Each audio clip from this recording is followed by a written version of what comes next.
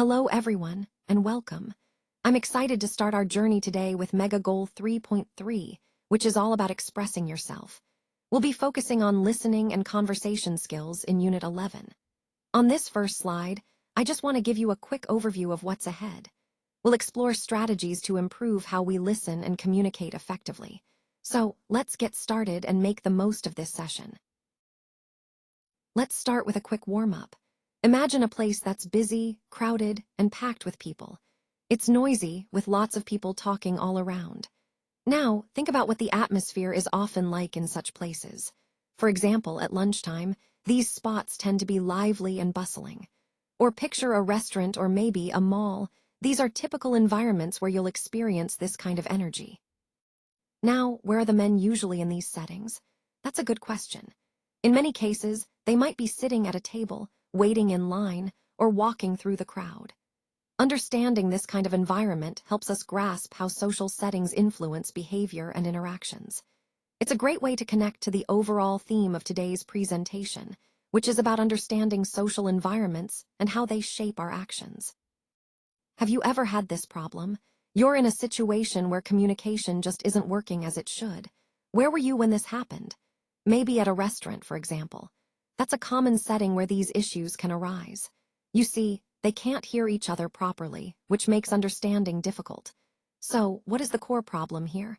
It's really about the environment and the circumstances that make communication challenging. In this case, the two men are at a restaurant, and that setting can introduce noise, distractions, and distance, all of which hinder effective conversation. Understanding where and how these problems occur helps us see the importance of choosing the right tools and strategies to improve communication in such situations. Let's take a closer look at some common expressions that really highlight how language can be playful and versatile. First, we have who says, which is often used to question or challenge a statement or a common belief. It's a way of asking, who claims that? Or who believes that? Moving on, the word bite can be used literally, as in taking a small piece of food, but it can also appear in idiomatic expressions like bite the bullet or bite off more than you can chew. Then again, we see who says, emphasizing how questioning authority or accepted ideas is part of critical thinking.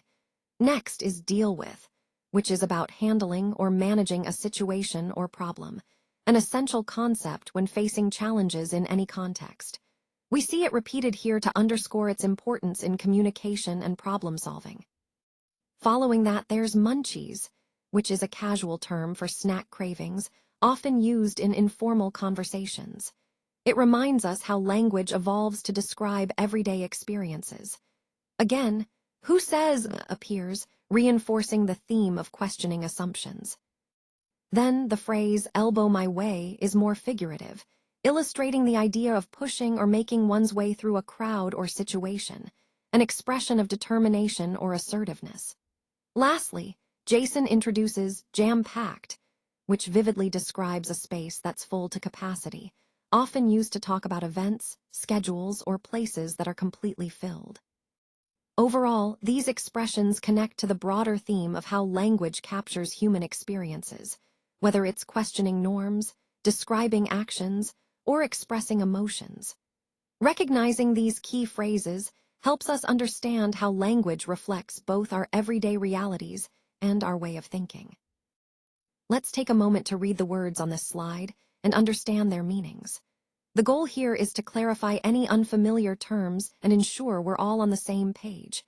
When we talk about key concepts, knowing their precise definitions helps us grasp the bigger picture more effectively. As I go through these words, think about how each one connects to the overall theme of our presentation. By understanding these terms thoroughly, we can better appreciate the concepts we're discussing and see how they fit into the larger context of our topic. All right, let's take a look at some common expressions that will help us understand everyday situations better. First up, deal with. This phrase is all about handling or managing a situation or problem. For example, when you have a tough task or a difficult person, you're essentially trying to deal with it. It's a very useful phrase in both professional and casual conversations.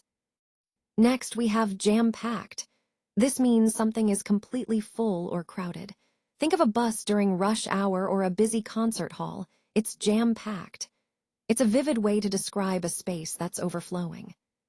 Then there are munchies. This is a casual, fun way to refer to a craving for snacks or small bites to eat, especially when you're feeling a little hungry between meals. It's often used in informal contexts. Finally, elbow one's way. This phrase describes pushing or squeezing through a crowd with a bit of force or determination.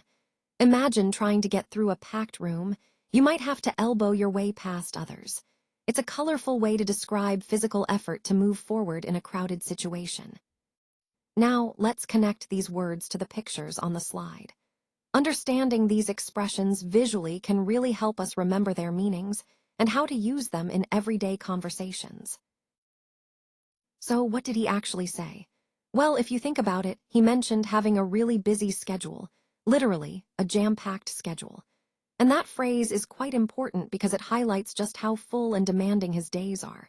When I say, with such a jam-packed schedule, I'm emphasizing the extent of his commitments and how he manages to juggle so many responsibilities at once. It's not just busy, it's packed to the brim, which tells us a lot about the level of dedication and the potential challenges he faces. Recognizing this helps us understand the context of his words and actions, especially given the overall theme of managing time and priorities effectively. So, when we consider what he said, we also need to keep in mind the hectic schedule he's balancing. It adds a layer of meaning to his message. So let's take a closer look at this slide. First, you might notice the question, what did he say? This sets the stage for examining different ways of interpreting or responding to a statement. Now, the next lines show three very similar sentences, but with subtle differences in meaning. The first one says, I can't deal with people anymore. As you can see, there's a typo here, deal instead of deal. This might be a good reminder to pay attention to our spelling, especially when communicating important points. Next, we have the second sentence, I can't deal with people anymore.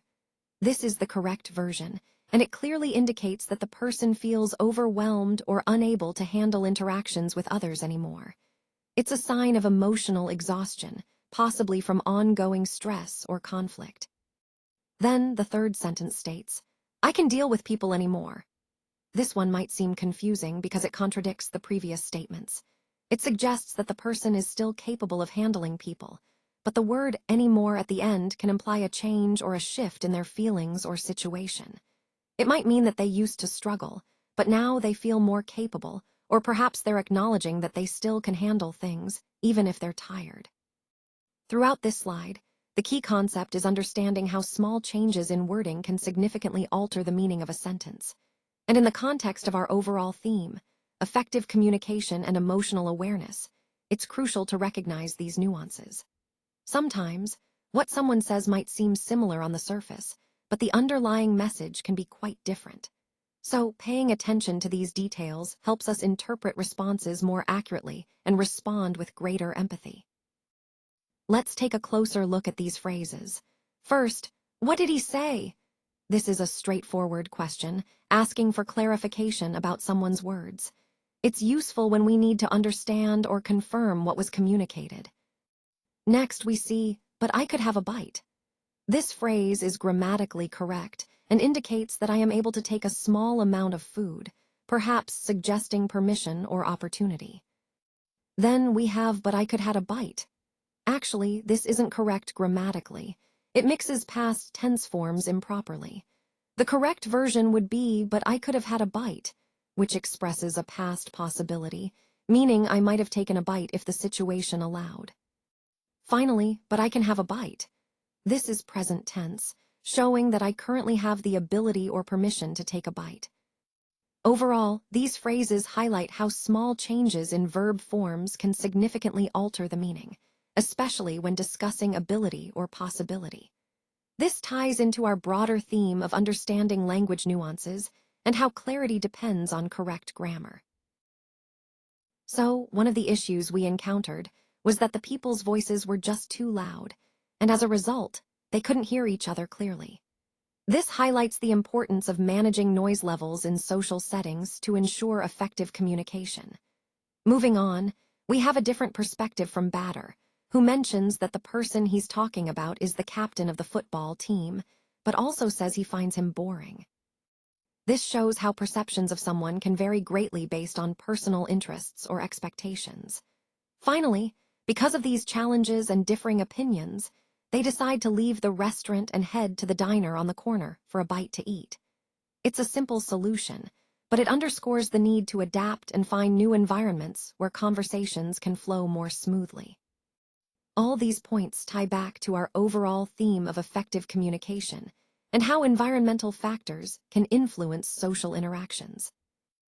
Imagine you're in a noisy or crowded place, and it's really hard to hear each other clearly. This is a common situation where communication can break down. So, what do? You use specific phrases to ask someone to repeat what they said. These phrases are essential tools in everyday conversations, especially in challenging environments. They help ensure that the message gets across, even when background noise is high. Now, it's your turn to practice these. Remember, using polite and clear requests for repetition can make your interactions smoother and more effective. This ties into our overall theme of improving communication skills in various settings. Now let's look at how we approach answering the listening question. First, notice the different examples on the slide.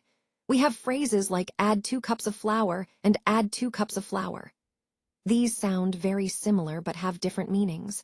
One is about baking, and the other is a common mistake with homophones. Next, we see she got caught in a shower versus a shower fell on her. These sentences show how context helps us understand whether someone was caught in rain or if something fell from above. Then there's her mother gave her a hug, and her mother gave her an egg. Again, similar sounding phrases but very different actions, highlighting the importance of paying attention to details in listening.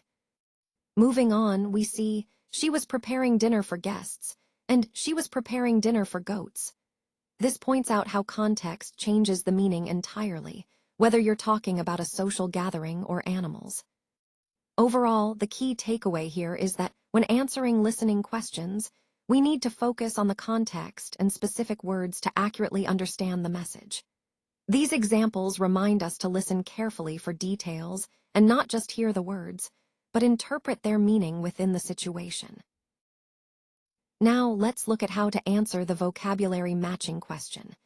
As you can see, the options are labeled from A to H. The goal here is to correctly match each letter with its corresponding definition or term. This requires a clear understanding of the vocabulary words we've discussed. The key is to carefully read each question prompt and then analyze the options. Sometimes, the context clues in the question can help you eliminate incorrect choices and focus on the most accurate match. Remember, it's not just about knowing the words, but also understanding their meanings and how they relate to the overall topic.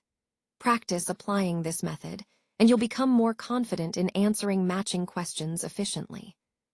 Matching questions are a great way to reinforce your vocabulary and ensure you truly grasp the concepts we've covered today.